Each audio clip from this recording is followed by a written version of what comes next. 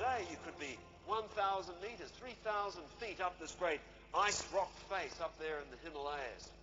And so there you are, you know, you're getting a little tired, you're hanging on like that, and you're looking around, of course, for that ledge that you thought you saw during your reconnaissance. I've got a theory about ledges, you know. I have never found a ledge. Well, what do? You know, you're hanging there and the sun's going down in the west and all that lovely gold red light flushing across the mountainside, and you're hanging on there and things start happening. You know, your communication changes with your climbing partner for a start. At the bottom, it's sort of swaggering and confident.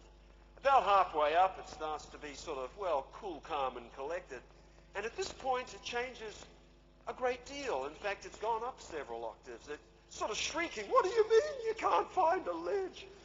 The sun's going down. Well, if you can't find a ledge, you've got to make a ledge. So you find a place where the ice and snow isn't quite so steep, and you're hanging on with your ice axes, and you take one out very carefully, and you hack away at the ice in front of you until you cut out a ledge, about 2 meters long and about 30 centimeters wide, because you've got to be able to lie down and relax. It doesn't matter where you are.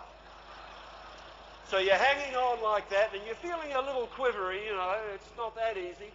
And because you're a little scared, you're twisting in a few extra ice screws. We'll put 3 or 4 in, I think. We'll put them in up there, and you clip into all of these, and you clip that into your harness. And then you pull out the sleeping mat from your pack, and you put that onto the ledge, and you tie that on as well, because you've got to tie everything onto these ledges, because if it slips off, it'll go 1,000 meters down, and you're not going to get it back. So out comes your sleeping bag, and you put that out too, and you tie that on. If you drop anything off these ledges, they make a very characteristic noise. You know, if you push a little stone off the edge, or whatever it might be, it goes ding, ding, dong, dong, dong, dong, dong, as it goes further and further down that great face that you've actually tried to pretend isn't there at all. While you just focus on your ledge. You know, that's not there. I'm cutting that out. I don't even know it's there anymore. But you know, the worst thing about that noise, I mean, I don't personally dislike that noise, but it is a reminder that if you make a mistake, you too could make a noise like that.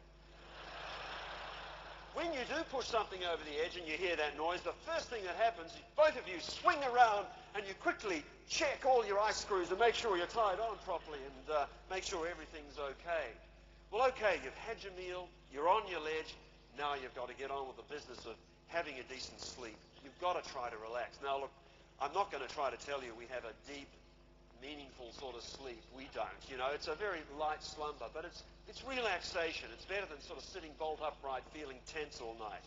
So we have a variety of techniques here, and my technique is to lie on my side and face into the mountain. You see, for me, it's like communing with nature. If you come out of a light slumber, I can feel out into the darkness in front of me, and yes, rock and ice. You know, there she is, Mother Nature. I know where I am. I find that vaguely reassuring. Some of my friends, however, have a different technique. They like to look out in the other direction. I call it the fresh air approach.